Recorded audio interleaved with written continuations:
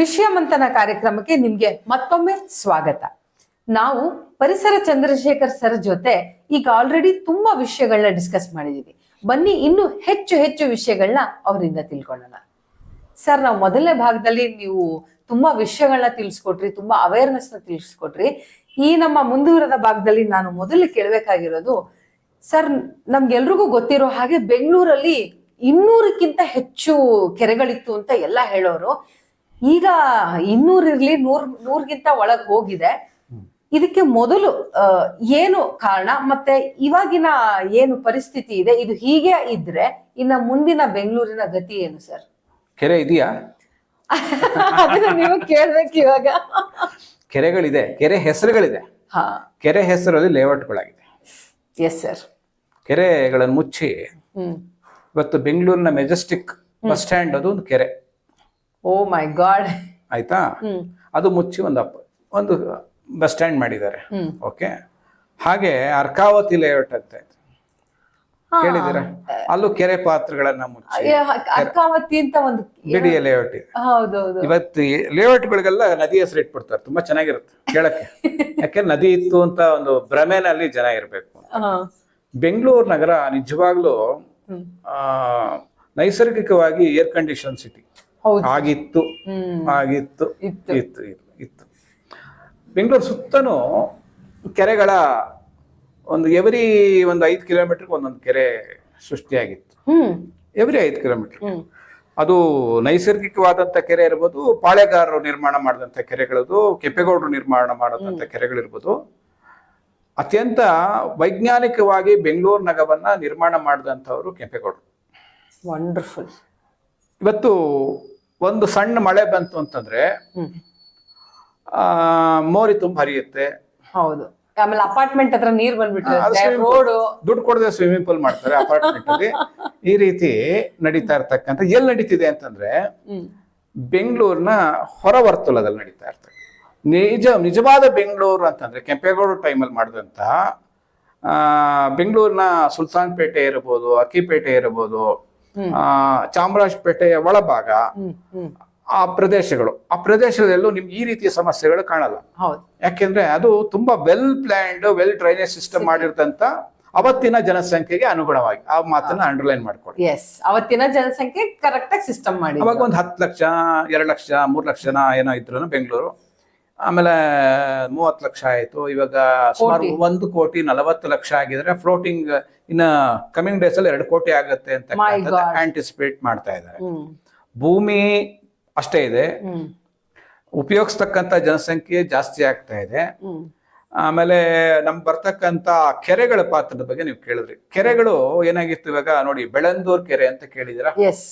ಬೆಳಂದೂರ್ ಕೆರೆಯಲ್ಲಿ ಪ್ರತಿ ವರ್ಷ ಒಂದು ಘಟನೆ ನಡೆಯುತ್ತೆ. ಬೆಂಕಿ ಹತ್ಕೊಳುತ್ತೆ, ಹೊಗೆ ಬರುತ್ತೆ, ಫೋಮ್ ಬರ್ತಾ ಇರುತ್ತೆ. ಯಾಕೆ ಬರುತ್ತೆ ಅಂತ ಮೂಲ ಕಂಡಿಡಿಲಿಲ್ಲ ಅವರು. ಹೌದು ಸರ್. ನಾವು ಅದನ್ನ ರಿಸರ್ಚ್ ಮಾಡ್ಕೊಂಡು ನಾವ್ ಏನ್ ಹೋರಾಟ ಮಾಡಿದ್ವಿ ಅಂತ ನೀವು ಅವಾಗ ಕೇಳ್ತಾರೆ. ಹೋರಾಟ ನಾವೇನು ಮಾಡಿಲ್ಲ, ನಾವು ಸುಮ್ನೆ ಅಜ್ಞಾನಿಗಳು ಜ್ಞಾನದ ಅರಿವಿಗೆ ಓಡಾಡ್ತಾ ಇರ್ತೀವಿ. ಅದ್ರ ಹಿಂಬಾಲಿಸ್ಕೊಂಡು ಹೋದಾಗ ನಮ್ಗೆ ಒಂದು ಟ್ಯಾನರಿ ಇಂಡಸ್ಟ್ರೀಸ್ ನಲ್ಲಿ ಆ ಕಡೆ ಟ್ಯಾನರಿ ರೋಡ್ ಇಂದ ಇಲ್ಲಿಗೆ ನೀರು ಬರುತ್ತೆ. ಟ್ಯಾನರಿ ಇಂಡಸ್ಟ್ರಿಲಿ ಉಪಯೋಗಿಸ್ತಕ್ಕಂಥ ರಾಸಾಯನಿಕಗಳು ಅಂದ್ರೆ ಕೆಮಿಕಲ್ಸ್ ನಿಂದ ಆ ನದಿ ಆ ಒಂದು ರಾಜಕಾಲುವೆಯಲ್ಲಿ ಬಂದು ಬೆಳಂದೂರು ಕೆರೆಗೆ ಸೇರಿದಾಗ ಆ ಕೆಮಿಕಲ್ ಫ್ರಿಕ್ಷನ್ ಇಂದ ಆಗ್ತಕ್ಕಂಥದ್ದು ಬೆಂಕಿ ಹತ್ಕೊಳ್ಳುತ್ತೆ. ಓ ಮೈ ಗಾಡ್. ಇದು ನಿಮ್ಮ ಗಮನಕ್ಕೆ. ಆ ಬೆಂಕಿ ಹತ್ಕೊಂಡು ಫೋಮ್ ಫಾರ್ಮ್ ಆಗುತ್ತೆ. ರೋಡಲ್ಲೆಲ್ಲ ಫೋಮು ಓಡಾಡೋರ್ಗೆ, 2 ವೀಲರ್ ಅವ್ರಿಗೆಲ್ಲ ಮೇಲೆ ಹತ್ಕೊಳ್ಳುತ್ತೆ. ಅದೊಂದು. ಆ ನೀರು ಬಂದು ತಿರ್ಗಾ ಹಿಂಗ್ ಬರುತ್ತೆ, ಈ ಕೋರ್ಮಂಗ್ಲಾ ಕಡೆ ಬರುತ್ತೆ. ಕೋರ್ಮಂಗ್ಲಾದಲ್ಲಿ ಒಂದು ವ್ಯಾಲಿ ಇದೆ. ಆಮೇಲೆ ಮೈಸೂರು ರೋಡಿಂದ ಈಗ ನಾನು ವೃಷಭಾವತಿ ಬಗ್ಗೆ ಮಾತಾಡ್ತೀನಿ. ವೃಷಭಾವತಿ ನದಿಗಳು ಈ ಬಸವನಗುಡಿ ಈ ಕಡೆ ಪ್ರದೇಶದಿಂದ ಬಂದು ಮೈಸೂರು ರೋಡ್ ಹತ್ರ ಜಾಯಿನ್ ಆಗುತ್ತೆ. ಮೈಸೂರು ರೋಡ್ ಒಂದು ಜಂಕ್ಷನ್.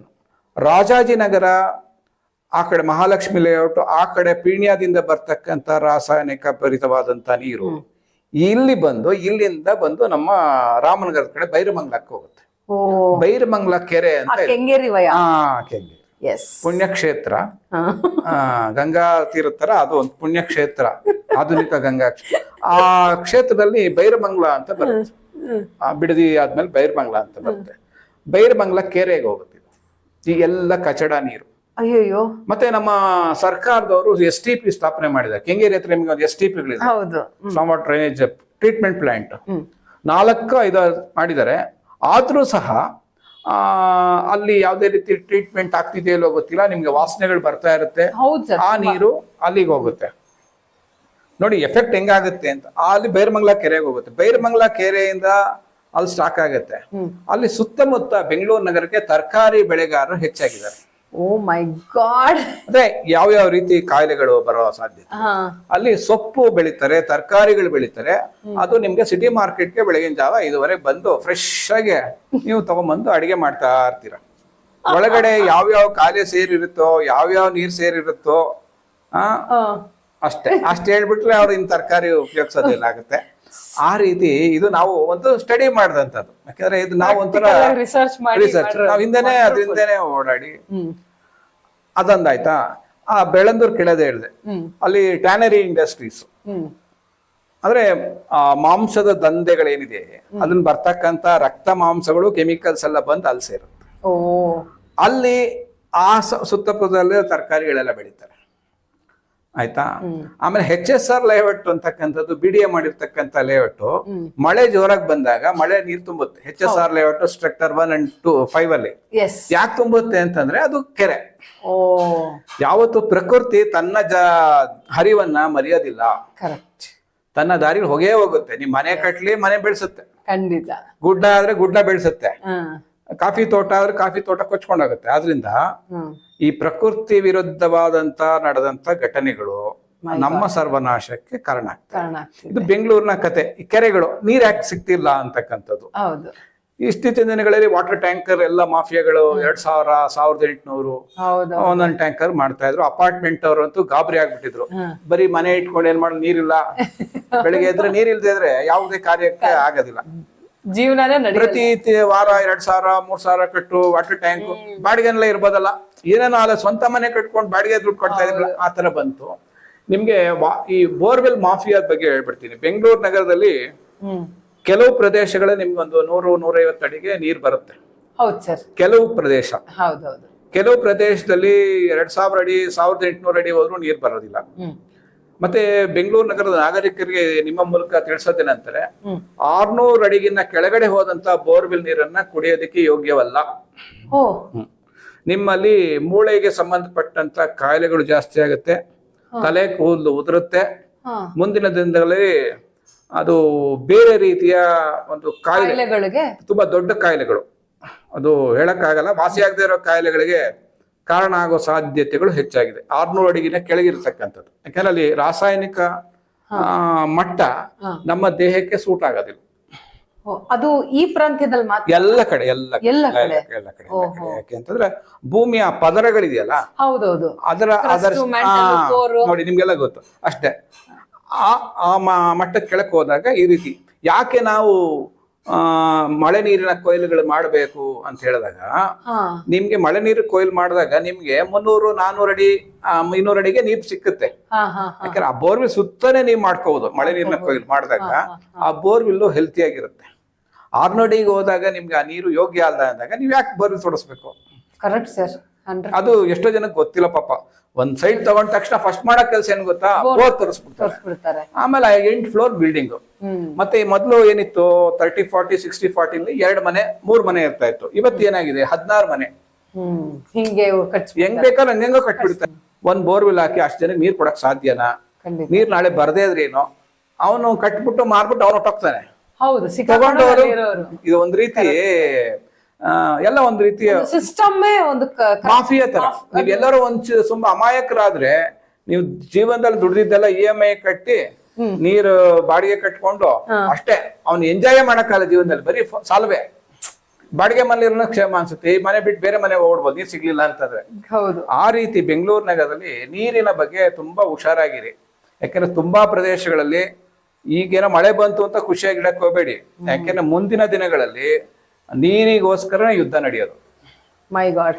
ಮತ್ತೆ ನಿಮ್ಮ ಪ್ರೇಕ್ಷಕರಿಗೆ ಇವತ್ತು ಕುಡಿಯೋ ನೀರಿನ ಪರ್ಸೆಂಟೇಜು ನಮ್ಮ ಭೂಮಿ ಇದರಲ್ಲಿ ನನಗೆ 3% ಇಲ್ಲ. Fresh waters sources, drinking waters, ಅದನ್ನ ನಾವು ಉಳಿಸ್ಬೇಕು. ಇಲ್ದೆ ಹೋದ್ರೆ ನಿಮ್ಗೆ ಕುಡಿಯಕ್ ನೀರಿರಲ್ಲ. ಸರ್ ತುಂಬಾ ಒಳ್ಳೆ ಪಾಯಿಂಟ್ ಹೇಳಿದ್ರಿ. ನಾವು ಸೈನ್ಸ್ ಅಲ್ಲೆಲ್ಲ ಓದೋದು 75% of the world is surrounded by water ಅಂತ ಇದೆ. ಆದ್ರೆ ನೀವು ಹೇಳ್ದಂಗೆ ಡ್ರಿಂಕಿಂಗ್ ವಾಟರ್ ಬರೀ 3%. ಯೂಸಬಲ್ ವಾಟರ್ಸ್ ಅಂತ ಎಸ್ 3%. ಉಪ್ಪು ನೀರನ್ನ ನೀವು ಕನ್ವರ್ಷನ್ ಮಾಡಿ ಅದನ್ನ ಮಾಡ್ಬೇಕು ಅಂತಕ್ಕಂಥ ತಂತ್ರಜ್ಞಾನ ಕೆಲವು ಕಡೆ ಆಗಿದೆ, ಬಟ್ ನಮ್ಮಲ್ಲಿ ಇನ್ನೂ ಆಗಿಲ್ಲ. ಆಗಿದೆ ಯಾಕಂದ್ರೆ ನಮ್ಮಲ್ಲಿ ಮಾಡೋದು ನೀರು ಸಿಗುತ್ತೆ. ಪ್ರತಿ ವರ್ಷ ಕಾವೇರಿ ಗಲಾಟೆ ನಡೆಯುತ್ತೆ. ಹೌದು. ನಮ್ಗೆ ಇನ್ನೊಂದು, ಈಗ ಅಣೆಕಟ್ಟುಗಳನ್ನು ಕಟ್ಟಬೇಕು ಅಂತ ಹೇಳ್ತಾರೆ. ಅಣೆಕಟ್ಟುಗಳು ಕಟ್ಟೋದ್ರಿಂದ ಆಗ್ತಕ್ಕಂಥ ಪರಿಣಾಮಗಳೇನು? ಹೌದು. ಆಮೇಲೆ ಮೈನಿಂಗ್ ಮಾಫಿಯಾ ಬಂಡೆಗಳೆಲ್ಲ ಹೊಡಿತಾರೆ, ಅಣೆಕಟ್ಟು ಪಕ್ಕದಲ್ಲೇ ಮೈನಿಂಗ್ ಮಾಡ್ತಾ ಇರ್ತಾರೆ. ನಾಳೆ ಇದಕ್ಕೆ ಪ್ರಾಬ್ಲಮ್ ಆಗುತ್ತೆ. ಸೊ ಸಮ್ವೇರ್ ಎಲ್ಲಾ ಇದು ಏನಂತಾರೆ ಸಮಸ್ಯೆಗಳು ಒಂದಕ್ಕೊಂದಕ್ಕೆ ಹೆಣ್ಕೊಂಡಿದೆ ಅಂತ ಅನ್ನೋ ತರ ಕಾಣಿಸ್ತಾ ಇದೆ. ಸೊ ಈ ಒಂದು ಪ್ರಕೃತಿಯ ಒಂದು ವಿಕೋಪ ಆಗೋದಿಕ್ಕೆ ಎಲ್ಲೋ ಒಂದ್ ಕಡೆ ನಮ್ಮ ಈ ಸರಿಯಾದ ಪ್ಲಾನಿಂಗ್ ಇಲ್ದೇ ಇರೋದಿರ್ಬೋದು, ಅಥವಾ ಯಾವ್ದೋ ಒಂದು ಈರ್ಷೆಗೆ ಒಳಗಾಗಿ ನಂಗೆ ದುಡ್ಡು ಬಂದ್ಬಿಟ್ರೆ ಸಾಕು ಅಂತ ಮನೆಗಳು ಹೆಂಗಂತ ಹಂಗೆ ಕಟ್ಸೋದಿರ್ಬೋದು. ಇದು ಎಲ್ಲವೂ ಕಾರಣ ಆಗಿದೆ ಅಂತ ಅನ್ಸುತ್ತಲ್ವಾ ಸರ್? ಹೌದೌದು. ಯಾಕಂದ್ರೆ ಇವತ್ತು ಬೆಂಗಳೂರು ನಗರದಲ್ಲಿ ಭೂಮಿ ಚಿನ್ನ ಆಗ್ಬಿಟ್ಟಿದೆ. ಹೌದು. ಯಾವಲೋ ಒಂದು 5,000 ರೂಪಾಯಿ ಸೈಟ್ ತಗೊಂಡೋಗಿ ಇವತ್ತು 1.5 ಕೋಟಿ 2 ಕೋಟಿ ರೂಪಾಯಿ ವ್ಯಾಲ್ಯೂ ಆಗ್ತಾ ಇದೆ. ಹೌದು. ಮನುಷ್ಯನಿಗೆ ಏನಾಗಿದೆ ಅಂತಾರೆ ಆಸೆ. ಆಸೆಗೆ ಕಡಿವಾಣ ಹಾಕೊಳ್ದೆ ಇದ್ರೆ ಬದುಕೋದ್ ಕಷ್ಟ. ಬೇರೆ ಬೇರೆ ಅವ್ನು ಎಷ್ಟೇ ದುಡಿದ್ರು ಕಡೆಗೆ ಅವನು ನೆಮ್ಮದಿಯಾಗಿ ಬದುಕಬೇಕು ಅನ್ನೋದೇ ಕಾನ್ಸೆಪ್ಟ್. ಅದಿಟ್ಕೋಬೇಕು. ಸುಮ್ನೆ ನಂತ ದುಡ್ಡಿದೆ ಅಂತಂದ್ರೆ ಅವನು ಸೆಕ್ಯೂರಿಟಿ ಆಗಿರ್ತಾನೆ ದುಡ್ಡಿಗೆ ಅಷ್ಟೇ. ಸುಮ್ನೆ ಕನ್ನಡಿ ಒಳಗಿನ ಗಂಟು ಅಂತಾನೆ. ಏಜ್ ಆಗ್ತಿದ್ದ ಕಾಲಕ್ಕೆ ಯಾವ್ದೋ ಒಂದು ಕಾಯಿಲೆ ಬರುತ್ತೆ, ಡಾಕ್ಟರ್ ಕೊಡಕ್ಕೋಸ್ಕರ ಇವನ್ ಸೆಕ್ಯೂರಿಟಿ ಆಗಿರ್ತಾನ. ಆದ್ರೆ ನಿಮ್ಮ ಆರೋಗ್ಯ ಅಂತಂದ್ರೆ ಏನಿಲ್ಲ. ನೀವು ನಾನು 50 ವರ್ಷ ಸತ್ತೋದ್ರೂ ತೊಂದ್ರೆ ಇಲ್ಲ, ಆದ್ರೆ 50 ವರ್ಷ ಆರೋಗ್ಯವಾಗಿರ್ಬೇಕು. ನಾನು 25 ವರ್ಷ ಹಾಸ್ಪಿಟಲ್ ಮಲಗಿದ್ದು 50 ವರ್ಷ ಬದುಕಿದ್ರೆ ಆದ್ರಿಂದ 50 ವರ್ಷನೂ ಆರೋಗ್ಯವಾಗಿರ್ಬೇಕು. ನೀವು 60 ವರ್ಷ 100 ವರ್ಷ ಬೇಡ, 50 ವರ್ಷ ಸಾಕು ಆರೋಗ್ಯವಾಗಿರೋಣ ಅನ್ನೋ ತರ ಕಾನ್ಸೆಪ್ಟ್ ಬರಬೇಕು. ಮತ್ತೆ ಅತಿಯಾದ ಆಸೆ, ದುರ್ಬಳಕೆ, ಬಳಕೆ ಬೇರೆ ದುರ್ಬಳಕೆ ಬೇರೆ. ಪ್ರಕೃತಿಯರ ದುರ್ಬಳಕೆ, ನೀರಿನ ಮೇಲಿನ ದುರ್ಬಳಕೆ, ಭೂಮಿ ತಾಯಿಯನ್ನ ನಾವು ಇವತ್ತು ಶೋಷಣೆ ಮಾಡ್ತಾ ಇದ್ದೀವಿ. ಇವಾಗ 1800 ಅಡಿ ಬೋರ್ವೆಲ್ ತೋಡುವಂಥದ್ದು. ಮತ್ತೆ ನಮ್ಮ ಬೆಂಗಳೂರು ನಗರದ ವೇಸ್ಟ್ಗಳು ಎಲ್ಲಿ ಹೋಗ್ತಾ ಇದೆ ಅಂತ ನಿಮ್ಗೆ ಗೊತ್ತಾ? ಆ ಡಂಪ್ ಯಾರ್ಡ್ಗಳಿಗೆ ಹಾಕ್ತಾರೆ. ಪಾಪ ಆ ಪ್ರದೇಶದಲ್ಲಿ ಇರ್ತಕ್ಕಂಥ ಜನರ ಬದುಕು ನರಕ.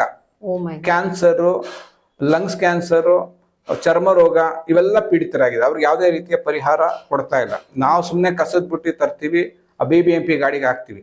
BBMP ಗಾಡಿ ತಗೊಂಡೋಗಿ ಅಲ್ಲ ಹಾಕ್ತಾರೆ, ಲಾರಿಯವ್ರು ತಗೊಂಡೋಗಿ ಅಲ್ಲ ಹಾಕ್ತಾರೆ. ಮೊನ್ನೆ ಇತ್ತೀಚಿನ ದಿನಗಳಲ್ಲಿ ಒಂದು 5 ದಿನ ಬ್ಯಾನ್ ಮಾಡಿದ್ರು. ಅವ್ರಿಗೇನೋ ಪರಿಹಾರ ಕೊಟ್ಟಿಲ್ಲ ಅಂತ. ಪರಿಹಾರ ಏನು ಕೊಡಕ್ ಆಗ್ತಾ ಇಲ್ಲ. ಆ ಡಂಪ್ ಯಾರ್ಡ್ ಅಂತಕ್ಕಂಥದ್ದು ಕಲ್ಲು ಕ್ವಾರಿಗಳನ್ನ ತೆಗ್ದಿರ್ತಾರೆ. ಆ ಹಳ್ಳವನ್ನ ತುಂಬಿಸೋಕೋಸ್ಕರ ಈ ಕಸವನ್ನ ತೆಗೆದುಕೊಂಡೋಗಿ ಹಾಕ್ತಾರೆ. ಆ ಕಸ ಅದು ಮೆಲ್ಟ್ ಆಗೋದಿಲ್ಲ. ಯಾಕಂದ್ರೆ ನಮ್ಮ ಪ್ಲಾಸ್ಟಿಕ್ ಬಳಕೆ ಏನಾಗ್ತಿದೆ, ಬಯೋಡಿಗ್ರೇಡಬಲ್ ಅಲ್ಲ. ಯಾಕಂದ್ರೆ ನಾವು ಬಯೋಡಿಗ್ರೇಡಬಲ್ ಪ್ಲಾಸ್ಟಿಕ್ ಅನ್ನ ಬಳಸಬೇಕು ಅಂತಕ್ಕಂಥ ಎಲ್ಲ ಕಡೆ ನಡೀತಾ ಇದ್ರು. ನಮ್ಮವ್ರು ಅದಕ್ಕೆ ಸಪೋರ್ಟ್ ಮಾಡ್ತಾ ಇಲ್ಲ. ಯಾಕೆ ಅಂತಂದ್ರೆ ಈ ಪ್ಲಾಸ್ಟಿಕ್ ಮಾಫಿಯಾ ಅಂತಕ್ಕಂಥದ್ದು, ನಾನು ಅದ್ರ ಬಗ್ಗೆ ಬೆಂಗಳೂರು ನಗರದಲ್ಲಿ ಪ್ಲಾಸ್ಟಿಕ್ ರಹಿತ ಬೆಂಗಳೂರು ಅಂತಕ್ಕಂಥ ಜಾಗೃತಿ ಮಾಡಿ ಕಂಪ್ಲೇಂಟ್ ಕೊಟ್ಟಂತ ನಾನೇ ಮೊದಲನೇ ಬೆಂಗಳೂರು ನಗರದಲ್ಲಿ. ಅವಾಗ ಏನಾಯ್ತು, ನಮ್ಮ ಅಧಿಕಾರಿಗಳೆಲ್ಲ ಈ ಪ್ಲಾಸ್ಟಿಕ್ ಕವರ್ಗಳು ಮ್ಯಾನುಫ್ಯಾಕ್ಚರ್ ಅಲ್ಲ, ಅವ್ರು ಮ್ಯಾನುಫ್ಯಾಕ್ಚರ್ ಅಲ್ಲ, ಮಾರೋರ್ ಮೇಲೆ ರೈಡ್ ಮಾಡಿದ್ರು. ಅವ್ರಿಗೆ 10,000 5,000 ಪೆನಾಲ್ಟಿ ಹಾಕಿದ್ರು. 2 ದಿನ ಆದ್ಮೇಲೆ ತಿರ್ಗಿ ಅವ್ರು ಓಪನ್ ಮಾಡಿದ್ರು, ವ್ಯಾಪಾರ ಮಾಡ್ತಾ ಇದ್ರು. ನಾನು ಹೇಳಿದ್ದು ಅವ್ರ ಮೇಲೆ ರೈಡ್ ಮಾಡ್ಬಿಡಿ, ಮ್ಯಾನುಫ್ಯಾಕ್ಚರರ್ ಮೇಲೆ ರೈಡ್ ಮಾಡಿ. ಅದು ಉತ್ಪಾದನೆ ಇಲ್ಲದೆ ಇದ್ರೆ ಇವ್ ಮಾರೋರೇ ಇರೋದಿಲ್ವಲ್ಲ ಅಂತ. ಅದಕ್ಕೆ ನೋಡ್ತೀವಿ ಮಾಡ್ತೀವಿ ಅಂತಂದ್ರು. ಅದನ್ನ ಹಾಗೆ ನಿಂತೋಯ್ತು. ಆಮೇಲೆ ನಾವು ಬೇರೆ ಬೇರೆ ರೀತಿಯಿಂದ ಕೆಲವು ತಡೆಗಟ್ಟಕ್ ಸಾಧ್ಯ ಆಯ್ತು. ಕೆಲವು ಕಡೆ ಈಗ ವ್ಯಕ್ತಿಗಳೇ, ಸಾರ್ವಜನಿಕರೇ ಬದಲಾವಣೆ ಆಗ್ತಾ ಇದಾರೆ. ಬಟ್ಟೆ ಬ್ಯಾಗ್ ಅನ್ನು ಉಪಯೋಗಿಸುವಂತದ್ದು, ಪೇಪರ್ ಬ್ಯಾಗ್ ಉಪಯೋಗಿಸುವಂತದ್ದು. ಈ ರೀತಿ ಪರಿವರ್ತನೆ ಸರ್ಕಾರದ ಮಟ್ಟದಿಂದ ಹೆಚ್ಚಾಗಿ ನಮ್ಮಲ್ಲಿ ಆಗ್ಬೇಕು. ಸರ್ ಅದೇ ಪಾಯಿಂಟ್ ಬರಕ್ ಹೋದೆ. ಇದು ನೀವು ಮೊದಲು ಒಂದ್ ಪದ ಹೇಳಿದ್ರಿ, ಮನೆಯೇ ಮೊದಲ ಪಾಠಶಾಲೆ ಅಂತ. ಎಲ್ಲೋ ಒಂದ್ ಕಡೆ ಮನೆಯಲ್ಲಿ ಮತ್ತು ಶಾಲೆಗಳಲ್ಲಿ ಇದ್ರ ಅವೇರ್ನೆಸ್ ನ ಬರೀ ಅವೇರ್ನೆಸ್ ಅಲ್ಲ, ಆ ಮಕ್ಳಿಗೆ ಪ್ರಾಕ್ಟೀಸ್ ಮಾಡಿಸ್ಬೇಕು. ಇಂಪ್ಲಿಮೆಂಟೇಶನ್. ಯಾಕೆಂದ್ರೆ ನಮ್ಮ ಹಸ್ಬೆಂಡ್ ಅವರ ಫ್ರೆಂಡ್ ಒಬ್ರು ಮಗು ಫಾರಿನ್ ಇಂದ ಬಂದಿತ್ತು. ಅಂದ್ರೆ ಅವರು ಅಲ್ಲಿ ಬೆಳ್ದಿರೋದು. ಯಾರೋ ಒಬ್ರು ಕಸ ಹಾಕಿದ ತಕ್ಷಣ ಅದ್ ಬೈತಂತೆ, ಇದೇನಾ ನಿಮ್ ಇಂಡಿಯನ್ ಇದು ಹೇಳ್ಕೊಟ್ಟಿದ್ದು ಅಂತ. ಎಲ್ರು ನೋಡ್ತಿರಂತೆ. ಅಂದ್ರೆ ಅಲ್ಲಿ ದೇಶದಲ್ಲಿ ನೀವ್ ದೇಶಕ್ಕೆ ನೀವ್ ಬೆಲೆ ಕೊಡಲ್ವಾ ಅಂತ ಅನ್ಬಿಟ್ಟು ಈ ಮಗು ನಮ್ಮವ್ರು ಮಾಡ್ತಾರೆ, ಇಲ್ಲಿ ಮಾಡಲ್ಲ. ಸಿಂಗಾಪುರ್ಗೆ ಹೋಗಿ, ಅಮೆರಿಕಾಗ ಹೋಗಿ ನಮ್ಮವರು ಎಷ್ಟು ಕ್ಲೀನ್ ಆಗಿರ್ತಾರೆ ಅಂತಂದ್ರೆ ಅಲ್ಲಿ ಒಂದು $5,000 ಫೈನ್ ಹಾಕ್ಬಿಡ್ತಾರೆ ಅನ್ನೋ ಭಯಕ್ಕೆ ಮಾಡ್ತಾರೆ. ನಮ್ಮಲ್ಲಿ ಫೈನ್ ಹಾಕಲ್ಲ. ದಂಡಂ ದಶಗುಣಂ ಭವೆ ಅಂತ ಇಲ್ಲಿ ಅದು ಇಂಪ್ಲಿಮೆಂಟ್ ಆಗ್ಬೇಕು. ಅಂದ್ರೆ ನಾವ್ ಇವಾಗ ಬರೀ ಅದು ಹೇಳ್ತಾರಲ್ಲ, ಜಾಣನಿಗೆ ಮಾತಿನ ಪೆಟ್ಟು ದಡ್ಡನಿಗೆ ದೊಣ್ಣೆ ಪೆಟ್ಟು ಅಂತ, ನಾವು ಜಾಣರ ಪ್ಲೇಸ್ ಇಂದ ಕೆಳಗೆ ಇಳಿದ್ಬಿಟ್ಟು ದಡ್ಡರಾಗ್ಬಿಟ್ಟಿದೀವಿ. ಮಾತಿನ ಪೆಟ್ಟು ಸಾಲ್ತಾ ಇಲ್ಲ ಅನ್ಸುತ್ತೆ ಅಲ್ವಾ? ಅಲ್ಲ, ದಡ್ಡರಂತೆ ನಟಿಸುತ್ತಿರುವ ನಾಗರಿಕ. ದಡ್ಡರಂತೆ ನಟಿಸುತ್ತಿರುವ. ಸೂಪರ್. ಯಾಕಂದ್ರೆ ಪರಿಸರ ಅಂತಕ್ಕಂಥದ್ದು ದೊಡ್ಡ ಕಾನ್ಸೆಪ್ಟ್. ಹೌದು ಸರ್. ಯಾಕಂದ್ರೆ ನಮ್ಮ ಇವತ್ತಿನ ಶಿಕ್ಷಣ ವ್ಯವಸ್ಥೆಯಲ್ಲಿ ಏನಾಗಿದೆ, ಎನ್ವಿರಾನ್ಮೆಂಟಲ್ ಸೈನ್ಸ್ ಅಂತ ಪಾಠ ಹೇಳ್ಕೊಡ್ತಾರೆ. ಹೌದು. ಅವತ್ತು ಏನು ಜೂನ್ 5th ಎನ್ವಿರಾನ್ಮೆಂಟಲ್ ಡೇ ಅಂತ ಮಾಡ್ತಾರೆ. ಅವ್ರೇನ್ ಮಾಡ್ತಾರೆ, ಪ್ಲಾಸ್ಟಿಕ್ ಗಿಡಗಳನ್ನ ಇಟ್ಕೊಂಡು ಫೋಟೋ ತೆಗೆಸ್ಕೊತಾ ಇರ್ತಾರೆ. ಒಂದ್ ಪ್ಲೇ ಕಾರ್ಡ್ ಇಟ್ಕೊಳ್ಳೋದು, ಪ್ಲಾಸ್ಟಿಕ್ ಗಿಡ ಇಟ್ಕೊಳ್ಳೋದು, ಪ್ಲೇ ಕಾರ್ಡ್ ಎಲ್ಲ ಒಂದ್ ರೋಡ್ ಅಲ್ಲಿ ಒಂದ್ ರೌಂಡ್ ಹಾಕ್ಬಿಟ್ರೆ ಆಗೋಯ್ತು, ಪರಿಸರ ಜಾಗೃತಿ ಆಗೋಯ್ತು. ಅದಲ್ವೇ ಅಲ್ಲ. ಅವತ್ತು ಅವ್ರು ಮಾಡ್ಬೇಕಾಗಿರುತ್ತೆ ಏನಂತಂದ್ರೆ, ಒಂದು ಯಾವ್ದೋ ಒಂದು ಕಾಡ್ಗೋ ಪಾರ್ಕ್ಗೋ ಹೋಗಿ ಆ ಮರಗಳ ಅಧ್ಯಯನ ಮಾಡಿ, ಆ ಮರದಿಂದ ಏನದು ಸ್ಪೀಶೀಸ್ ಯಾವ್ದು, ಅದರ ಎಲ್ಲಿ ಮೂಲ ಆರಿಜಿನ್ ಎಲ್ಲಿ. ಕಬ್ಬನ್ ಪಾರ್ಕ್ ಲಾಲ್ಬಾಗ್ ಹೋದ್ರೆ ಸಾಕು, ಬರ್ದಿರ್ತಾರೆ. ಒಂದ್ 4 ಗಿಡನ ಅಬ್ಸರ್ವ್ ಮಾಡಿ ಸಾಕು. 150 ವರ್ಷದ ಗಿಡಗಳಿದೆ ಲಾಲ್ಬಾಗಲ್ಲಿ. ಲಾಲ್ಬಾಗಲ್ಲಿ ಇದೆ, ಅದು ಅಬ್ಸರ್ವ್ ಮಾಡಿ. ಎಷ್ಟು ಜನ ಪ್ರಾಣಿ ಪಕ್ಷಿಗಳಿಗೆ ಅದು ಆಶ್ರಯ ಕೊಡ್ತಾ ಇದೆ, ನಾವೊಬ್ಬರು ಕೊಡ್ತಾ ಇಲ್ಲ. ಖಂಡಿತ. ನಾವೆಲ್ಲ ನಾವು ಮನೇಲಿರೋರೇ ನೋಡ್ಕೊಳಕ್ ನಾವ್ ಯೋಚನೆ ಮಾಡ್ತಾ ಇದೀವಿ. ಅಂತ ಪರಿಸ್ಥಿತಿನಲ್ಲಿ ಆ ಮರ, ಯಾಕಂದ್ರೆ ಮರದ ವಿಶೇಷ, ಎಲ್ಲದ ಒಂದು ಪ್ರಕೃತಿ ವಿಶೇಷ ಅಂದ್ರೆ ತನಗೋಸ್ಕರ ತಾನೇನು ಮಾಡ್ಕೋತಾ ಇಲ್ಲ. ಹೌದು. ತನಗೋಸ್ಕರ ನಾವು ಬಿಡ್ತಕ್ಕಂಥ ಕಾರ್ಬನ್ ಡೈಆಕ್ಸೈಡ್ ಪಡೆದು ತನ್ನ ಆಹಾರವನ್ನು ಸೃಷ್ಟಿ ಮಾಡಿಕೊಂಡು ನಮಗೆ ಒಂದು ಆಮ್ಲಜನಕವನ್ನು ಕೊಡ್ತಾ ಇರ್ತಕ್ಕಂಥ ವೃಕ್ಷ ದೇವರು. ಹೌದು ಅಲ್ವಾ? ಹೌದು ಸರ್. ಅಲ್ವಾ? ಅದು ನಿಸ್ವಾರ್ಥವಾದಂತ ನಿಷ್ಕಲ್ಮಶ ಸೇವೆ ಅಂತಂದ್ರೆ ಪ್ರಕೃತಿ ಮಾತೆ. ಹೌದು. ನಾವ್ ಅದ್ ಯಾವ್ದು ಮಾಡ್ತಿಲ್ಲ. ಮತ್ತೆ ಈ ಗಾಳಿನೂ ಅಷ್ಟೇ. ಗಾಳಿಯ ಗುಣ ಏನಂತಂದ್ರೆ, ನೀವು ಒಳ್ಳೆ ಸೆಂಟೆಡ್ ಅದಕ್ಕೆ ಸ್ಪ್ರೇ ಮಾಡಿದಾಗ ಅದು ತೆಗೆದುಕೊಂಡು ಹೋಗುತ್ತೆ. ಅದು ಯಾವುದೇ ರೀತಿ ಯಾವುದಕ್ಕೂ ಅಟ್ಯಾಚ್ಮೆಂಟ್ ಇಲ್ಲ. ಕರೆಕ್ಟ್. ದುರ್ಗಂಧವನ್ನು ಸಹ ತೆಗೆದುಕೊಂಡು ಹೋಗುತ್ತೆ. ನೀವು ಮಾಡ್ತಕ್ಕಂಥ ಕ್ರಿಯೆ, ನೀವು ಸುಗಂಧವನ್ನ ಕೊಟ್ರೆ ಸಮಾಜದಲ್ಲಿ ಸುಗಂಧ ಹರಡುತ್ತೆ. ವಂಡರ್ಫುಲ್. ದುರ್ಗಂಧ ನೀವು ಸಮಾಜದಲ್ಲಿ ಅಂದ್ರೆ ಗಾಳಿಯಲ್ಲಿ ಬಿತ್ತಿದಾಗ ಇಡೀ ಸಮಾಜಕ್ಕೆ ನೆಗೆಟಿವ್ ವಾತಾವರಣ ಕ್ರಿಯೇಟ್ ಆಗುತ್ತೆ. ಗಾಳಿ ಎಲ್ಲೂ ಅಟ್ಯಾಚ್ಮೆಂಟ್ ಇಲ್ಲ. ಸ್ಥಿತಪ್ರಜ್ಞನ ಸ್ಥಿತಿ ಅಂತಂದ್ರೆ ಗಾಳಿ. ಸ್ಥಿತಪ್ರಜ್ಞನ ಸ್ಥಿತಿ, ಯಾವುದಕ್ಕೂ ಅಟ್ಯಾಚ್ಮೆಂಟ್ ಇಲ್ಲದೆ ಸುಖೇ ದುಃಖೇ ಸಮಯ ಚಿತ್ತ ಅಂತಕ್ಕಂಥದ್ದು ಗಾಳಿಯನ್ನ ನೋಡಿ ಕಲಿಯುವಂಥದ್ದು. ಬಯೋಡೈವರ್ಸಿಟಿ ಅಂತಂದ್ರೆ ಹೊಂದಾಣಿಕೆಗಳು ಯಾವ ರೀತಿ ಇರುತ್ತೆ ಅಂತಂದ್ರೆ, ಸಣ್ಣ ಮೀನು ತಿಂದು ದೊಡ್ಡ ಮೀನು ಬದುಕುತ್ತೆ. ಹೌದು. ಅದಕ್ಕಿಂತ ದೊಡ್ಡದು ಇನ್ನೊಂದು ತಿನ್ಬರುತ್ತೆ. ಯಾಕಂದ್ರೆ ಇದು ಜಾಸ್ತಿ ಆದಾಗ ಅದನ್ನ ಕಂಟ್ರೋಲ್ ಮಾಡೋದು ಇದು. Nature will correct it self. Food chain ಅನ್ನೋದು ಒಂದು ಎಕೋಸಿಸ್ಟಮ್. ಫುಡ್ ಚೈನ್ ಅದು ತನ್ನ ತಾನೇ ಪರಿಪಾಲನೆ ಮಾಡ್ಕೋತಾ ಇರುತ್ತೆ. ನಾವು ಅದು ಕೈ ಹಾಕಕ್ ಹೋಗ್ಬಾರ್ದು. ಕರೆಕ್ಟ್. ಇವಾಗ ನಮ್ಮಲ್ಲಿ ಮೀನ್ ಹಿಡಿಯೋರು ಒಂದು ಹಂತದ ತನಕ ಹೋಗ್ತಾರೆ. ಇವತ್ತು ಏನಾಗಿದೆ, ಮೋಟರ್ ಬೋಟ್ಗಳು ಬಂದ್ಬಿಟ್ಟು 100 ಕಿಲೋಮೀಟರ್ 200 ಕಿಲೋಮೀಟರ್ ಸಮುದ್ರದಲ್ಲಿ ಹೋಗ್ತಾರೆ. ಹೌದು. ಮೀನ್ ಹಿಡ್ಕೊಂಡ್ ಬರ್ತಾರೆ. ಅದು ಎಷ್ಟು ಸಮಸ್ಯೆ ಆಗ್ತಿದೆ ಅಂತಂದ್ರೆ, ಅಲ್ಲಿ ಇರ್ತಕ್ಕಂಥ ಜಲಚರಗಳಿಗೆ ಆಹಾರ ಇಲ್ಲದೆ ಸಾಯ್ತಾ ಇರ್ತಕ್ಕಂಥದ್ದು. ಇದು ನಾವು ತುಂಬಾ ಅರ್ಥ ಮಾಡ್ಕೊ, ತುಂಬಾ ಸೂಕ್ಷ್ಮವಾಗಿದೆ ಇದು. ಯಾಕೆಂದ್ರೆ ನಾವು ಬೇರೆಯವರ ಆಹಾರವನ್ನು ಕಿತ್ಕೋತಾ ಇದೀವಿ ಅಂತಕ್ಕಂಥದ್ದು. ಎಕೋಸಿಸ್ಟಮ್, ಇದು ಬಯೋಡೈವರ್ಸಿಟಿ ಆಯ್ತು ಎಕೋಸಿಸ್ಟಮ್ ಅಲ್ಲಿ. ಇದು ವಾಟರ್ ಬಾಡಿಗಳೇನಿದೆ, ಅದೇ ಕೆರೆಗಳು, ನದಿಗಳು, ಜಲಮೂಲಗಳು, ಆ ಮೂಲಗಳನ್ನ ನಾವು ಹಾಳು ಮಾಡ್ತಾ ಇದೀವಿ. ಅಲ್ಲಿ ಅದನ್ನ ನಾವು ಮನೋರಂಜನೆಗಾಗಿ ಉಪಯೋಗಿಸ್ಕೊತಾ ಇದೀವಿ. ಪ್ರಕೃತಿಯಾಗಿ ನೋಡೋದು ಕಲ್ತ್ಕೋಬೇಕು. ಸರ್, ರೈನ್ ವಾಟರ್ ಹಾರ್ವೆಸ್ಟಿಂಗ್ ಅಂತ ಅನ್ನೋದು ಇವಾಗ ಏನಿದೆ, ಇದರಿಂದ ಎಷ್ಟರ ಮಟ್ಟಿಗೆ ಬೆನಿಫಿಟ್ ಆಗ್ತಾ ಇದೆ? ಇದು ಎಲ್ಲರೂ ಆಕ್ಚುಲಿ ಪ್ರತಿಯೊಬ್ರು ಮನೆ ಕಟ್ಸಿದವ್ರು ಇದನ್ನ ಮಾಡ್ಕೊಳೋದ್ರಿಂದ ಪ್ರಕೃತಿ ಸಪೋರ್ಟ್ ಮಾಡ್ದಂಗ ಆಗತ್ತಾ ಸರ್? ಅಲ್ಲ, ಆಕ್ಚುಲಿ ಇದು ತುಂಬಾ ಹಳೆ ಕಾನ್ಸೆಪ್ಟ್ ಇದು. Rain water concept. ಈಗ ನಾವೇನೋ ಅದಕ್ಕೆ ಹೊಸ ಹೆಸರುಗಳನ್ನು ಕೊಟ್ಟು ಎಲ್ಲ ಮಾಡ್ತಾ ಇದ್ವಿ. ಹಿಂದಿನ ಕಾಲದಲ್ಲಿ ನಮ್ಮ ತಾತ ಅಜ್ಜಿ ಅವರೆಲ್ಲ ಮನೆ ಹಿತ್ತಲಲ್ಲಿ ಒಂದು ಗುಂಡಿ ತೋಡ್ಬಿಡೋರು. ನೀರು ಬಂದು ಅಲ್ಲಿ ಸ್ಟಾಕ್ ಆಗಿ ಪಕ್ಕದಲ್ಲಿ ಇರ್ತಕ್ಕಂಥ ಬಾವಿಗೆ ಹೋಗ್ತಾ ಇತ್ತು. ಓಹೋ, ವಂಡರ್ಫುಲ್. ಅಲ್ಲಿ ಹೋಗ್ತಾ ಇತ್ತು. ಇನ್ನೊಂದ್ ಸ್ವಲ್ಪ ಜಾಗದಲ್ಲಿ ಸಗಣಿ ಎಲ್ಲ ಹಾಕೋರು, ತಿಪ್ಪೆ ಅಂತ ಮಾಡೋರು. ಅದು ಗೊಬ್ಬರ ಆಗ್ತಾ ಇತ್ತು, ಕಾಂಪೋಸ್ಟ್. ನೈಸರ್ಗಿಕವಾದಂತ ಗೊಬ್ಬರ ಆಗ್ತಾ ಇತ್ತು, ಆರ್ಗ್ಯಾನಿಕ್ ಗೊಬ್ಬರ. ಈಗ ಅದು ಆರ್ಗ್ಯಾನಿಕ್ ಫುಡ್ ಅಂತ ಹೋಗಿ ಅಲ್ಲೆಲ್ಲೋ ಮಾಲಲ್ಲಿ ಹೋಗಿ ತಗೊಂಬರ್ತೀವಿ. ಪಾಪ ನಿಮ್ಮ ಅಜ್ಜಿ ತಾತ ಕೊಡ್ತಾ ಇದ್ರೆ ತಿಂತಾ ಇರ್ಲಿಲ್ಲ. ಆ ರೀತಿ ಇವತ್ತು ದುಡ್ಡು ಜಾಸ್ತಿ ಕೊಟ್ಟಷ್ಟು ಅದಕ್ಕೆ ವ್ಯಾಲ್ಯೂ ಜಾಸ್ತಿ ಅಂತಕ್ಕಂಥದ್ದಾಗ್ಬಿಟ್ಟಿದೆ.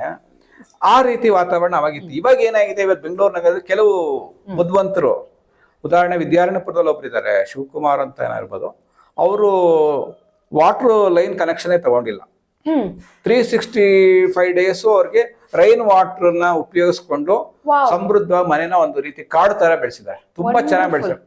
ಆಮೇಲೆ ಲೈಟಿಂಗು ಅಷ್ಟೇ, ಸೋಲಾರ್ ಲೈಟಿಂಗು ಕನೆಕ್ಷನ್ ತಗೊಂಡಿಲ್ಲ ಅವರು. ಪಂಪ್ನು ಸಹ ಸೋಲಾರ್ ಎನರ್ಜಿಯಿಂದ ಇದ್ ಮಾಡ್ತಾರೆ.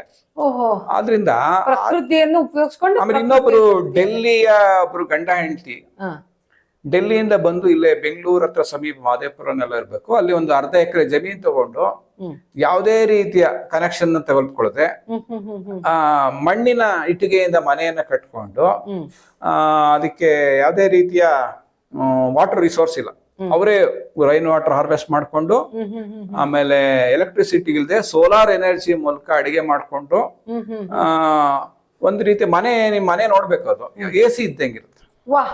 ಮಣ್ಣಿನ ಇಟ್ಟಿಗೆಯಿಂದ ಮನೆ ಕಟ್ಟಿರ್ತಕ್ಕಂಥ ಕಾಂಕ್ರೀಟ್ ಬಾಕ್ಸ್ ಅಲ್ಲ ಅದು. ಆ ರೀತಿ ಪ್ರಕೃತಿಗೆ ಹತ್ತಿರವಾಗಿರ್ತಕ್ಕಂಥ ಮನೆಗಳ ಕಾನ್ಸೆಪ್ಟ್ಗಳು ಈಗ ಬರ್ತಾ ಇದೆ. ಹೆಲ್ತಿ ಆಗಿರ್ತಾರೆ, ತುಂಬಾ ಹೆಲ್ತಿ ಆಗಿರ್ತಾರೆ, ಮಾನಸಿಕವಾಗಿ ಸರಿಯಾಗಿರ್ತಾರೆ.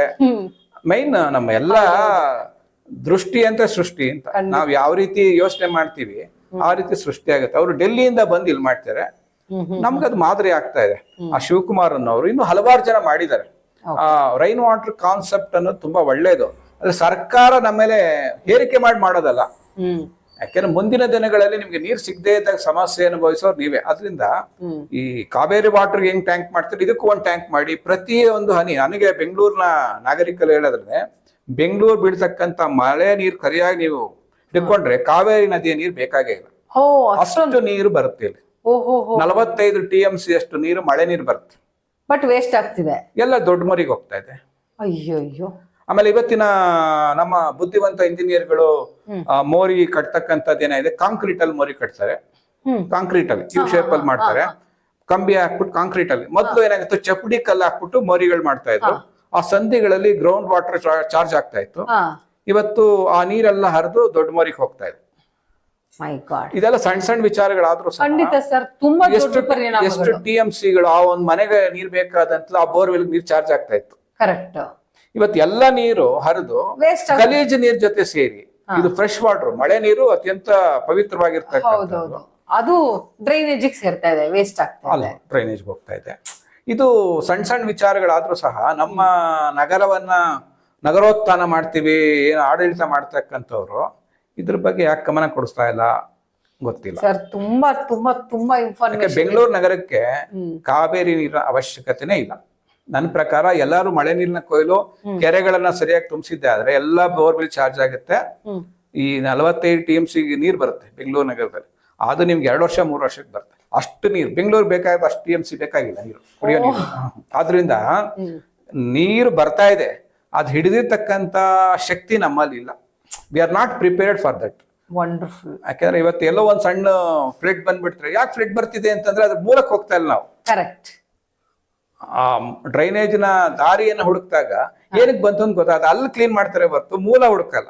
ಮೂಲದಲ್ಲಿ ಸಮಸ್ಯೆಗೆ ಪರಿಹಾರ ಕಂಡಿಡಿದಾಗ ಇದಕ್ಕೆ ಶಾಶ್ವತ ಪರಿಹಾರ ಆಗುತ್ತೆ ಸರ್. ಆಮೇಲೆ ಇದ್ರ ಹಿಂದೆ ರಿಸರ್ಚ್ ಇಲ್ಲ ಅನ್ಸುತ್ತೆ. ಅಂದ್ರೆ ನಾ ಹೇಳೋದ್ ನನ್ನ ಅನಿಸಿಕೆ, ಈಗ ಒಬ್ರು ಒಂದು ಕಾಮಗಾರಿ ಮಾಡ್ತಿದ್ದಾರೆ ಅಂದಾಗ ಅದಕ್ಕೆ ಇದು ಅವಶ್ಯಕತೆ ಇದೆಯಾ, ಇದು ರಿಸರ್ಚ್ ಅನ್ನೋದು ಎಲ್ಲೋ ಒಂದ್ ಕಡೆ ನಮ್ಮಲ್ಲಿ ಕಮ್ಮಿ ಆಗಿದೆ. ಒಳ್ಳೆ ಪಾಯಿಂಟ್. ಕ್ರಿಯೇಟೆಡ್ ವರ್ಕ್ ಅಂತಾರೆ ಇದಕ್ಕೆ. Required work and created work ಅಂತ. ರಿಕ್ವೈರ್ಡ್ ಅಂತಂದ್ರೆ ಮನುಷ್ಯನಿಗೆ, ಸಾಮಾನ್ಯ ಜನರಿಗೆ ಬೇಕಾಗಿರ್ತಕ್ಕಂಥ ವರ್ಕ್, ಅದ್ರಲ್ಲಿ ಅವ್ರಿಗೆ ಲಾಭ ಇರಲ್ಲ. ಕ್ರಿಯೇಟೆಡ್ ವರ್ಕ್ ಅಂತಂದ್ರೆ ಅಲ್ಲಿ ಅವಶ್ಯಕತೆನೇ ಇರಲ್ಲ. ಕೆಲವು ಫ್ಲೈಓವರ್ಸ್, ಕೆಲವು ಅಂಡರ್ ಪಾಸ್ಗಳು ಅವಶ್ಯಕತೆ ಏನಿಲ್ಲ, ಅಲ್ಲಿ ಅಂಡರ್ ಪಾಸ್ ಮಾಡ್ತಾರೆ. ಅಲ್ಲಿ ಏನಾಗುತ್ತೆ, ಬಿಲ್ಲಿನ ಅಮೌಂಟ್ ಜಾಸ್ತಿ ಆಗುತ್ತೆ. ಮುಂದೆ ಏನೇನು ಸಿಗ್ಬೇಕೋ ತೀರ್ಥ ಪ್ರಸಾದಗಳು ಸಿಗುತ್ತೆ. ಆದ್ರಿಂದ ಕ್ರಿಯೇಟೆಡ್ ವರ್ಕ್ ಕಡೆ ಜಾಸ್ತಿ ಕ್ರಿಯೇಟಿವ್ ಆಗಿ ಕೆಲಸ ಮಾಡ್ತಾರೆ. ರಿಕ್ವೈರ್ಡ್ ವರ್ಕ್ ಕಡೆ ಯಾರು ಗಮನ ಕೊಡ್ತಾ ಇಲ್ಲ. ಬೆಂಗಳೂರು ನಗರದ ಫಂಡ್ಸ್ಗಳೇನ್ ಬರುತ್ತೆ 70% ಈ ರೀತಿಯ ಕೆಲಸಕ್ಕೆ ಬಾರದ ಕೆಲಸಕ್ಕೆ ಉಪಯೋಗಿಸ್ಕೊತಾ ಇದ್ದಾರೆ.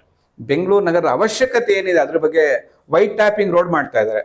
ನಿಮ್ಗೆ ಗೊತ್ತಿರ್ಬೋದು, ಕೋಟ್ಯಾಂತರ ರೂಪಾಯಿ ಖರ್ಚು ಮಾಡ್ತಾರೆ. ಅಟ್ಟರ್ ಫ್ಲಾಪ್, ಅತಿ ಭ್ರಷ್ಟ ರೋಡ್ ವ್ಯವಸ್ಥೆ ಅಂತ ವೈಟ್ ಟ್ಯಾಪಿಂಗ್. ಇದು ಜಾರತ್ತಲ್ವಾ ಸರ್ ಅದು ಆ ರೋಡು? ನಾನು ಅದನ್ನ ಹೇಳ ಜಾರದ್ದು ಒಂದ್ ಪ್ರಶ್ನೆ.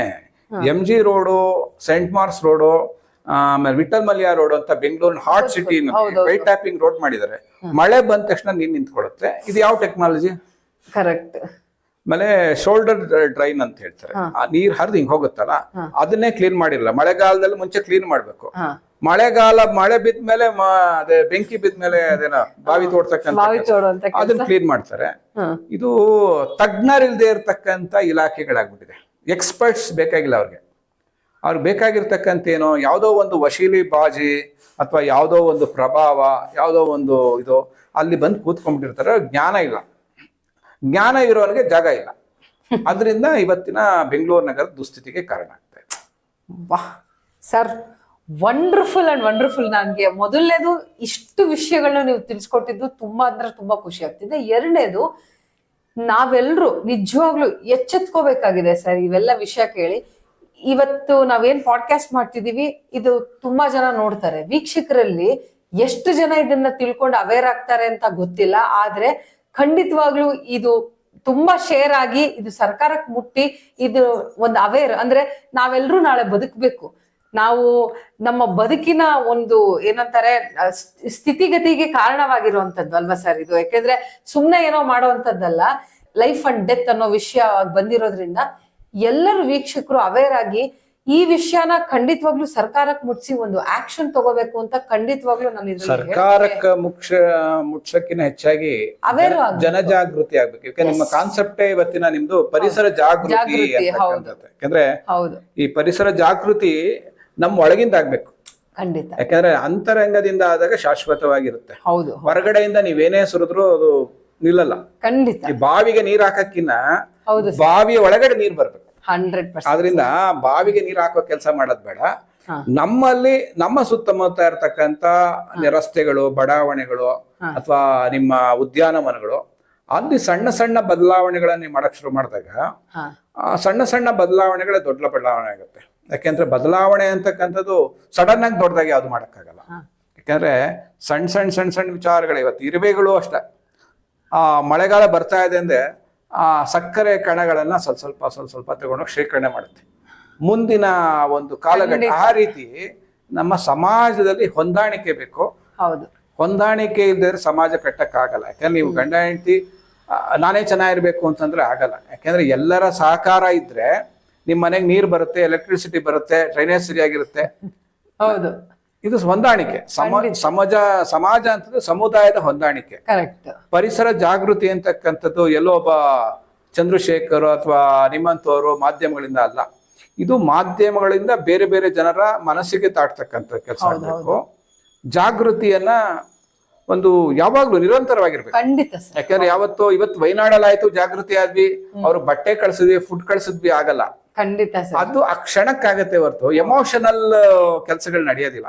ಯಾಕಂದ್ರೆ ಮುಂದಿನ ದಿನಗಳಲ್ಲಿ ನಾನು ಹೇಳ್ಬಿಡ್ತೀನಿ, ಮುಂದಿನ ದಿನಗಳೇ ಅತಿ ದೊಡ್ಡ ಪ್ರಕೃತಿ ವಿಕೋಪಗಳ ಸಾಧ್ಯತೆಗಳು ಹೆಚ್ಚಾಗಿ ಕಂಡು ಬರ್ತಾ ಇದೆ ಅಂತಕ್ಕಂಥ ಮಾಹಿತಿಗಳಿದೆ. ಜಲಪ್ರಳಯಗಳು, ಈ ರೀತಿ ಘಟನೆಗಳು, ಅತಿ ದೊಡ್ಡ ವಾಯುವಿನ ಸಂಬಂಧಪಟ್ಟಂತ ಕರೋನಾ ಬಂದಾಗ ನಮ್ಗೆ ಏನಾಯ್ತು ಪರಿಸ್ಥಿತಿ? ಮಾಸ್ಕ್ ಅಲ್ಲ, ನಮ್ದು ಹಾಗೆ ಹೋಯ್ತು ಬದುಕು ಅಂತ ಎಲ್ಲಾರು ಯೋಚನೆ ಮಾಡ್ಬಿಟ್ಟಿದ್ರು. ತಿರ್ಗಾ ಮಾಮೂಲಿ ಸ್ಟೈಲಿಗೆ ಬಂತು. ಮನಸ್ಥಿತಿ ಇವತ್ತೇನಾಗಿದೆ? ಆ ಭಯ ಹೊಟ್ಟಾಗಿದೆ. ಅಂದ್ರೆ ನಾವು ಏನಾಗ್ಬೋದು ಅಂತ ನಮ್ಗೆ ನಾಳೆ ಏನಾಗುತ್ತೆ ಅನ್ನೋದು ಗೊತ್ತಿಲ್ಲ. ಬಟ್ ಆದ್ರೆ ನಮ್ಮ ಹುಷಾರಲ್ಲಿ, ನಮ್ಮ ಆರೋಗ್ಯ ಸರಿಗಿರ್ಬೇಕು ಅಂತಂದ್ರೆ ನಮ್ಮ ಸುತ್ತಮುತ್ತ ಇರ್ತಕ್ಕಂಥ ಪರಿಸರವನ್ನ ಸರಿ ಇರ್ಬೇಕು. ನಿಮ್ಮ ಮನಸ್ಸು ಸರಿ ಇರಬೇಕು. ನಿಮ್ಮ ಮನಸ್ಸು ಸರಿ ಇದ್ದಾಗ ಸಮಾಜ ಸರಿ ಹೋಗುತ್ತೆ. ಸಮಾಜ ಸರಿ ಇದ್ದಾಗ ಎಲ್ಲ ಆಟೋಮೆಟಿಕ್ ಆಗಿ ಒಂದು ಧನಾತ್ಮಕವಾದಂತ ಸಮಾಜವನ್ನ ಕಟ್ಟೋದಕ್ಕೆ ಸಾಧ್ಯ ಅಂತ ಹೇಳ್ಬೋದು. ಸರ್, ತುಂಬಾ ತುಂಬಾ ಧನ್ಯವಾದಗಳು. ನಮ್ಗೆ ಇಷ್ಟೊತ್ತು ನೀವು ಅವೇರ್ನೆಸ್ ಅಷ್ಟೇ ಅಲ್ದೇನೆ ಇವತ್ತಿನ ಬೆಂಗಳೂರು ಇರ್ಬೋದು ಅಥವಾ ಮುಂದಿನ ಜೀವನ ಇರ್ಬೋದು, ಮುಂದಿನ ನಮ್ಮ ಪೀಳಿಗೆ ಅವ್ರು ಇರ್ಬೋದು, ಇವಾಗಿನ ಪೀಳಿಗೆಯವರು ಎಲ್ರಿಗೂ ಸೇರಿಸಿ ಒಂದು ಎಚ್ಚರಿಕೆ ಗಂಟೆಯ ಸಮೇತ ಇನ್ಫಾರ್ಮೇಶನ್ ಅನ್ನ ನೀವು ಕೊಟ್ಟಿದ್ದೀರಾ. ನಮ್ಮ ಕಂಪನಿ ಕಡೆಯಿಂದ ಧನ್ಯವಾದಗಳು ಸರ್. ನಾವಿದನ್ನ ಅಳವಡಿಸ್ಕೋಬೇಕಾಗುತ್ತೆ. ಮತ್ತೆ ಇದನ್ನ ಇನ್ನೂ ಹೆಚ್ಚು ಹೆಚ್ಚು ಜನಕ್ಕೆ ಶೇರ್ ಮಾಡಿ ಅಂತ ಯಾಕೆ ಕೇಳ್ಕೊಂತಿದ್ದೀನಿ ಅಂದ್ರೆ, ಈ ಅವೇರ್ನೆಸ್ ಖಂಡಿತ ಬೇಕಾಗಿದೆ. ಈ ಎಪಿಸೋಡ್ ನ ನೋಡಿದವ್ರು ಎಲ್ರು ಇವತ್ತಿಂದನೇ ಶುರು ಮಾಡಿ, ನಾನು ಪ್ಲಾಸ್ಟಿಕ್ ಬಾಟ್ಲ್ ಯೂಸ್ ಮಾಡಲ್ಲ ಅಥವಾ ನಾನು ಇನ್ನೆಲ್ಲೋ ಕಸ ಹಾಕಲ್ಲ. ನಮ್ಮ ಒಂದು ಸಣ್ಣ ಒಂದು ಕೆಲಸ ದೊಡ್ಡ ರೀತಿಯಾದ ಪರಿಣಾಮ ಆಗತ್ತೆ ಮತ್ತು ಪ್ರಕೃತಿನ ನಾವು ಉಳಿಸಕ್ಕೆ ಸಹಾಯ ಆಗತ್ತೆ ಅಂತ ಕೇಳ್ಕೊಂತ ಇವತ್ತಿನ ವಿಷಯ ಮಂಥನದ ಕಾರ್ಯಕ್ರಮನ ಮುಗಿಸ್ತಾ ಇದ್ದೀನಿ. ಧನ್ಯವಾದಗಳು.